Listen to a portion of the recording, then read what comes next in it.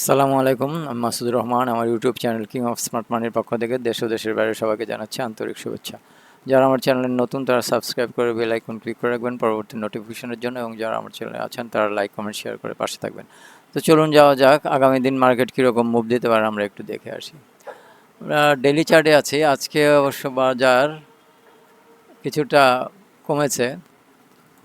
তো এই হচ্ছে অবস্থা, একদিন একদিন বাড়ে তো 3 দিন কমে, আবার একদিন বাড়ে তো আবার একদিন কমে। এখন আগামীকাল কি কি করে জানি না, দেখা যাক আগামীকাল হোক।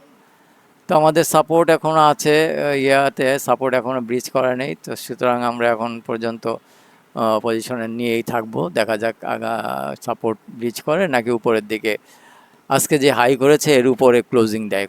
দেখি কোনটা করে। আজকের হাই হচ্ছে 3,571, 3,371। 371-এর উপরে যদি আবার ক্লোজিং আসে তাহলে মোটামুটি আবার পজিটিভের দিকে বাজার যাবে আশা করছি আর কি।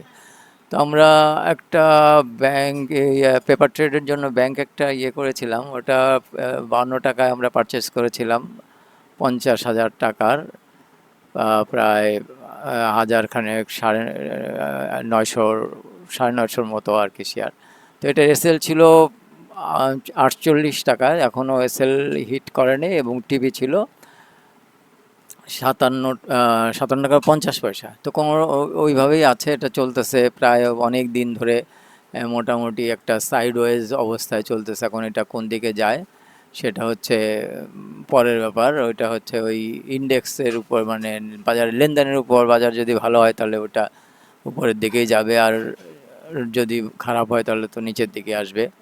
এখন ইন্ডেক্সও আমাদের ব্রিজ করেনি, আমাদের আছে ডেলি সাপোর্ট এখনও ইনট্যাক্ট আছে। তো সুতরাং আমরা পজিশন নিয়েই থাকি। পজিশন কিছুটা বাড়াবো বলে ভেবেছিলাম, কিন্তু বাজারের অবস্থা যা অবস্থা, আমরা তো ডেইলি ট্রেন্ড আপ হলে 15% করার আমাদের 15% বিনিয়োগ করে থাকি সাধারণত। তো ডেইলি ট্রেন্ড তো আপ হয়েছে এখন, কিন্তু 15% বিনিয়োগ করিনি আমরা, মাত্র 5% বিনিয়োগ করেছি। আমরা 10 to 15% বিনিয়োগ করার কথা, কিন্তু বাজারের অবস্থা খুব একটা ভালো না বিধায় আমরা বিনিয়োগ আর বাড়াচ্ছি না।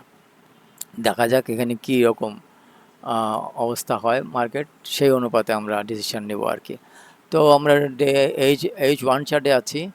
আজকের ফার্স্ট ক্যান্ডেলটা মোটামুটি ভালোই ছিল, কিন্তু সেকেন্ড ক্যান্ডেলটাও ভালো ছিল, কিন্তু এই থার্ড ক্যান্ডেল থেকে আবার সেলিং প্রেশার চলে আসছে আর কি। তো আগামী দিন যদি আমাদের এই হাইকে ব্রেক করে, এই হাইকে যদি ব্রেক করে 1 ঘন্টার একটা ক্যান্ডেল, তো মোটামুটি এখান থেকে কিছুক্ষণ সাস্টেন করতে পারলে, আশা করছি এখানে কিছুক্ষণ সাস্টেন করতে পারলে উপরের দিকে যাওয়ার সম্ভাবনা আছে আর কি। আর লো দিকে নিচের দিকে আসলে আমাদের সাপোর্ট, আশা করছি সাপোর্ট থেকে আবার উঠে করবে আর কি, উঠে দাঁড়াবে। তো দেখা যাক কি হয়। আমরা 15 মিনিট চার্টে চলে যাই। 15 মিনিট চার্টে 15 মিনিট চার্টে আগামীকাল যদি নিচের দিকে আসে, তো নিচের দিকে তো আমাদের সাপোর্ট আছে, এখান থেকে হয়তো বা উঠতে পারে। আর যদি উপরের দিকে 15 মিনিট একটা ক্যান্ডেল দেয় তাহলে কিছুক্ষণ সাস্টেন করতে পারলে এখানে আসার সম্ভাবনা আছে। এইখান থেকে যদি কিছুক্ষণ সাস্টেন করতে পারে তো উপরের দিকে ক্লোজিং, এর উপরে কালকে ক্লোজিং আসতে পারে। যদি ক্লোজিং আসে তো ভালো। তো আমরা যারা আটকে গেছি মার্কেটে, এদের তো আসলে খুব খারাপ অবস্থা, দিন দিন খারাপের দিকে যাচ্ছে। এখন মার্কেটের অবস্থাও ভালো না। তো এই যে সাপ্লাই লেভেলে তো অনেক দূরের ব্যাপার। এখন তো এর উপরে আছে মান্থলি আমাদের রেজিস্ট্যান্স আছে, আগে এইটাকে ব্রিজ করতে হবে, তারপরে সাপ্লাই থেকে তারপরে অনেক সময়ের ব্যাপার আসলে। এখন মার্কেটের যে অবস্থা, খুব একটা মার্কেট কিন্তু নিচের দিকেই আছে, অনেক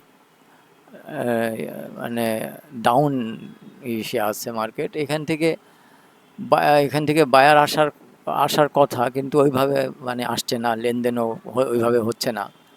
এখন দেখতে হবে আর কি, অপেক্ষা করা ছাড়া আর কোনো উপায় নাই। এখন দেখতে থাকি, কারণ আমরা যদি একবার আটকে গেলে অবস্থাটা খুব খারাপই হয় আসলে। এই জন্যই মাজারে যাতে না আটকানো, মানে আটকিয়ে না যায়, ওই ওই ওই ব্যাপারে আমাদের সজাগ থাকতে হবে আর কি। তো দেখা যাক আগামীতে, আগামীকাল কীরকম অ্যাকশনটা হয়, সেই অনুপাতে আবার আমরা নতুন করে চিন্তা ভাবনা করবো আর কি। তো আজকের মতো এখানেই শেষ করছি। আপনারা সবাই ভালো থাকেন, সুস্থ থাকেন, মা বাবার প্রতি খেয়াল রেখেন। আল্লাহ হাফিজ।